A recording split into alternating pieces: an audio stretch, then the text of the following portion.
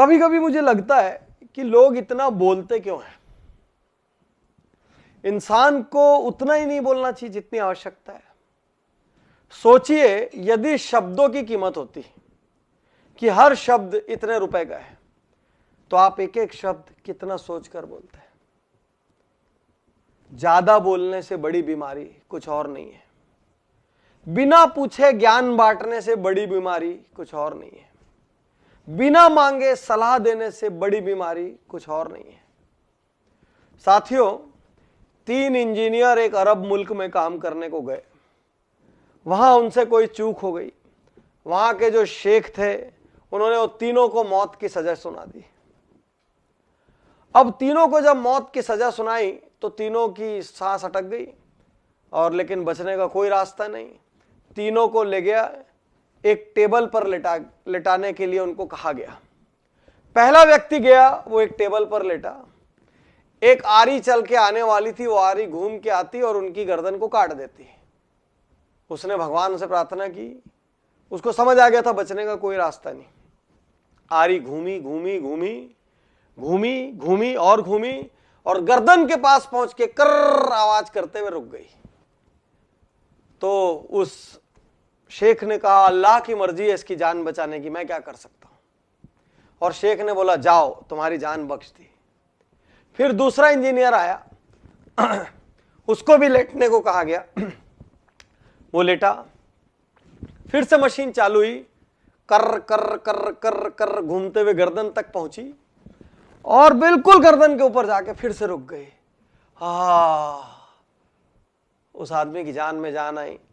शेख कहता है, इस बार अल्लाह बहुत मेहरबान है, अल्लाह की भी मर्जी है इसको बचाने की, और उसको भी छोड़ दिया जाता है।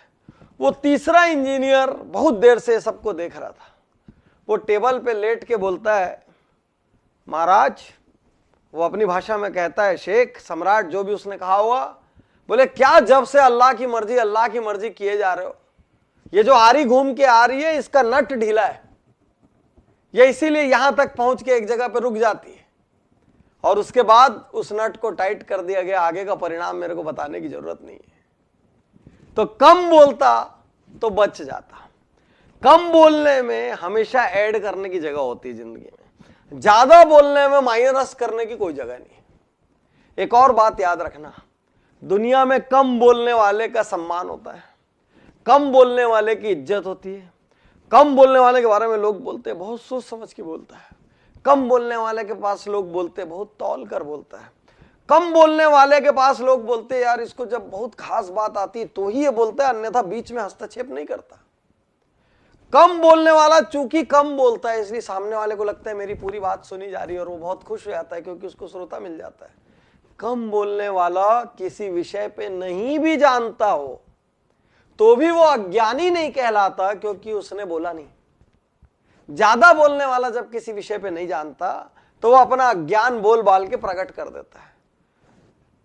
तो साथियों, बिना कारण मत बोलिए। जहां आवश्यकता हो 4 शब्दों की, वहां 40 शब्द मत बोलिए। शब्दों को पैसे की तरह खर्च करिए। आज भी जब मैं किसी ट्रेन जर्नी, फ्लाइट जर्नी, किसी जर्नी में होता हूं, मैं कभी ज्यादा नहीं बोलता। मैं बाजू वाले को सुनता हूं, क्योंकि मुझे पता है उसको सुनकर ही मैं उससे सीख सकता हूं। यदि मैंने बोला तो वो मुझसे सीखेगा, और ऐसे में मेरा टाइम इन्वेस्ट हो जाएगा और रिटर्न कुछ नहीं मिलेगा। और यदि मैंने सुना तो मैं उससे सीखूंगा, वो भी खुश, उसको बोलने का बहुत मौका मिला, और मैं भी खुश, मुझे सुन सुनकर रॉ मटेरियल मिल गया जो अगली बार मुझे प्रोफेशनल पब्लिक स्पीकिंग में काम आएगा। तो याद रखिए, मैं तो एक शब्द भी मुंह से निकालता हूं तो मैं ये मान के चलता हूं करेंसी निकल रही है, और करेंसी की जगह इस जैसे ही शब्दों को ट्रीट करता हूं।